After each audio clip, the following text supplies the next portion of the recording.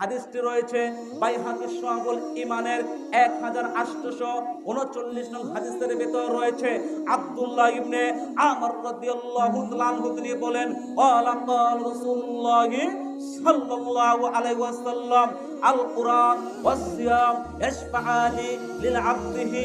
সিয়াম এবং কুরআনুল কারীম কিয়ামতের ময়দানে বান্দার জন্য সুপারিশ করবে।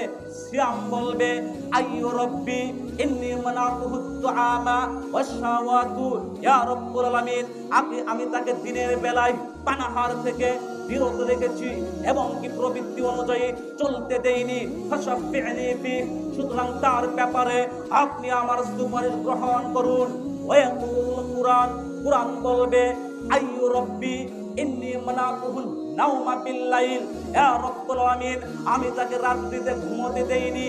ফাশাফি'নি ফি, সুতরাং তার ব্যাপারে আপনি আমার সুপারিশ গ্রহণ করুন। কোরআনের সুপারিশ এবং ইসলামের সুপারিশ, ফাইশাফাআন, উভয়ের সুপারিশ গ্রহণ করে কিয়ামতের ময়দানে আল্লাহ রাব্বুল আলামিন বান্দাকে জান্নাতে প্রবেশ করে দিবেন। সুবহানাল্লাহ।